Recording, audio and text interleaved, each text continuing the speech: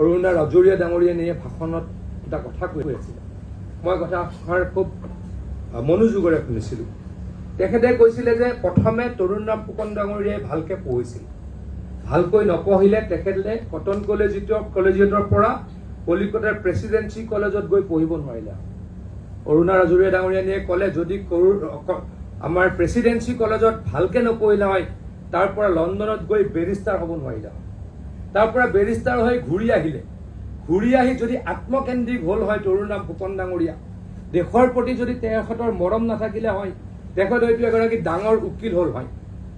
কিন্তু তেখেতৰ জাতীয় চেতনা, তেখেতৰ দেশখনৰ প্ৰতি অফুৰন্ত মৰম আৰু শ্ৰদ্ধা আছিল, আৰু তাৰ কাৰণেই বহু ব্যক্তিগত ঘাত প্ৰতিঘাতৰ মাজেদি তেখেতে স্বাধীনতা আন্দোলনত জঁপিয়াই পৰিছিল।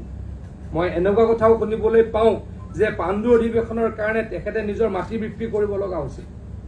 তেনেকুৱা উদাহৰণ আজিৰ অসমত বা আজিৰ বৰ্তমানত পাবলৈ বহুত কম।